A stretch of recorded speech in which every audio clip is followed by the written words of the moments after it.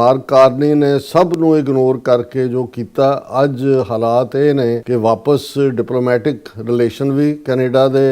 Establish ਹੋਏ, ਵਪਾਰਕ ਵੀ ਜਿਹੜੇ ਨੇ ਉਹ ਸਮਝੌਤੇ ਹੋ ਰਹੇ ਨੇ। ਔਰ ਜਿਹੜਾ ਹੁਣ ਕੈਨੇਡਾ ਦੇ ਵਿੱਚ ਭਾਰਤ ਦਾ ਹਾਈ ਕਮਿਸ਼ਨਰ ਦਿਨੇਸ਼ ਪਟਨਾਇਕ ਲਿਆ ਕੇ ਬਿਠਾਇਆ, ਉਹ ਕੈਨੇਡਾ ਦੀ ਧਰਤੀ ਤੇ ਕੈਨੇਡਾ ਦੇ ਪ੍ਰਮੁੱਖ ਅਖਬਾਰ ਗਲੋਬ ਐਂਡ ਮੇਲ ਨੂੰ ਜਿਹੜਾ ਉਹ ਇੰਟਰਵਿਊ ਦਿੰਦੇ ਆ, ਜਿਹੜਾ ਉਹ ਕੈਨੇਡਾ ਦੀਆਂ ਏਜੰਸੀਆਂ, ਖੁਫੀਆ ਏਜੰਸੀਆਂ, ਉਹਨਾਂ ਦੀਆਂ ਲਾਅ ਐਨਫੋਰਸਮੈਂਟ ਏਜੰਸੀਆਂ, RCMP, ਸੀਸਸ, ਉਹਨਾਂ ਨੂੰ ਕੰਪਰੋਮਾਈਜ਼ਡ ਕਹਿ ਰਿਹਾ ਕਿ ਭਾਈ ਇਹਨਾਂ ਨੂੰ ਖਾਲਿਸਤਾਨੀਆਂ ਨੇ ਖਰੀਦਿਆ ਹੋਇਆ ਪੈਸੇ ਦੇ ਕੇ, ਇਸ ਲਈ ਉਹ ਇੰਡੀਆ ਨੂੰ ਬਲੇਮ ਕਰਦੇ ਨੇ। ਇੰਡੀਆ ਬਿਲਕੁਲ ਕੋਈ ਇੰਡੀਆ ਦਾ ਰੋਲ ਨਹੀਂ ਹੈ, ਸਭ ਇਹਨਾਂ ਦੀ ਜਿਹੜੀ ਹੈ ਖਾਲਿਸਤਾਨੀ ਹੈ। ਔਰ ਅਮਰੀਕਾ, ਆਸਟ੍ਰੇਲੀਆ, UK 'ਚ ਇਹਨਾਂ ਦਾ ਜ਼ੋਰ ਨਹੀਂ ਚੱਲਿਆ ਖਾਲਿਸਤਾਨੀਆਂ ਦਾ, ਪਰ ਕਿਉਂਕਿ ਕੈਨੇਡਾ ਦੇ ਵਿੱਚ ਕਮਜ਼ੋਰ ਪ੍ਰਾਈਮ ਮਿਨਿਸਟਰ ਸੀ, ਇਸ ਲਈ ਖਾਲਿਸਤਾਨੀਆਂ ਦਾ ਜ਼ੋਰ ਪਿਆ। ਔਰ ਇਹ ਸਾਰਾ ਜਿਹੜਾ ਪਾਰਟ ਹੈ, ਜਦੋਂ ਉਹਨੂੰ ਇਹ ਪੁੱਛਿਆ ਗਿਆ ਕਿ ਭਾਈ ਇਹ ਤਾਂ ਪ੍ਰੋਬ ਚੱਲ ਰਹੀ ਹੈ ਨਿੱਜਰ ਦਾ ਮਰਡਰ, ਉਸ ਤੋਂ ਬਾਅਦ ਪਿਛਲੇ ਸਾਲ ਦੀ ਰਿਪੋਰਟ ਕਿ ਜਿਹੜੀ RCMP 2 ਖਾਲਿਸਤਾਨੀ ਹੋਰ ਮਾਰੇ, 3 ਉਹਨਾਂ ਨੇ ਹੋਰ ਕੈਨੇਡਾ 'ਚ ਮਾਰਨੇ ਸੀ, ਉਹਨਾਂ ਦੀ ਇਨਵੈਸਟੀਗੇਸ਼ਨ ਹੈ। ਉਹ ਕਹਿੰਦਾ ਵੀ ਇਹ ਜਿਹੜੀ ਹੈ ਇਹ ਫੈਂਟਸੀ ਹੈ ਕਿ ਐਵੇਂ ਇਮੈਜੀਨੇਸ਼ਨ 'ਚੋਂ ਕੱਢ ਰਹੇ ਨੇ ਔਰ ਇਹਦੇ 'ਚ ਕੋਈ ਹਕੀਕਤ ਨਹੀਂ ਹੈ। ਉਹਨੇ ਜ਼ਾਹਰ ਹੈ ਸਿੱਖ ਹਲਕਿਆਂ ਦੇ ਵਿੱਚ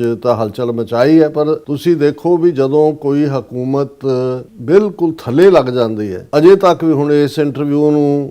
ਆਇਆ ਆਲਮੋਸਟ 24 ਘੰਟੇ ਹੋ ਗਏ ਨੇ, ਕੈਨੇਡਾ ਦੀਆਂ ਪ੍ਰਮੁੱਖ ਸਿੱਖ ਜਥੇਬੰਦੀਆਂ ਨੇ ਜਿਨ੍ਹਾਂ ਦੇ ਵਿੱਚ ਜਿਹੜੀਆਂ ਤਿੰਨੋਂ ਹੀ ਰੀਜਨ ਨੇ, ਉਹਨਾਂ ਦੇ ਸਪੋਕਸਪਰਸਨ ਨੇ BC ਗੁਰਦੁਆਰਾ ਕੌਂਸਲ ਦੇ ਮਨਿੰਦਰ ਸਿੰਘ, ontario ਗੁਰਦੁਆਰਾ ਕਮੇਟੀ ਦੇ ਅਮਰਜੀਤ ਸਿੰਘ ਮਾਨ ਔਰ ਕਿਊਬੈਕ ਸਿੱਖ ਕੌਂਸਲਸ ਦੇ ਸੰਤੋਖ ਸਿੰਘ, ਉਹਨਾਂ ਨੇ ਬੜੀ ਡੀਟੇਲ ਸਟੇਟਮੈਂਟ ਦਿੱਤੀ ਹੈ ਇਹਦੇ ਤੇ। ਪਰ ਅਜੇ ਤੱਕ ਕਿਸੇ ਵੀ ਕੈਨੇਡਾ ਦੇ ਸੀਨੀਅਰ ਵਜ਼ੀਰ, ਸੀਨੀਅਰ ਪੋਲੀਟੀਸ਼ੀਅਨ, ਪ੍ਰਾਈਮ ਮਿਨਿਸਟਰ ਜਾਂ ਮਿਨਿਸਟਰ ਨੇ ਇਸ ਦੇ ਉੱਤੇ ਜ਼ਬਾਨ ਨਹੀਂ ਖੋਲੀ। ਈਵਨ RCMP ਦਾ ਵੀ ਜਿਹੜਾ ਰਿਐਕਸ਼ਨ ਹੈ ਉਹ ਭਿੱਜੀ ਬਿੱਲੀ ਵਾਲਾ ਹੈ।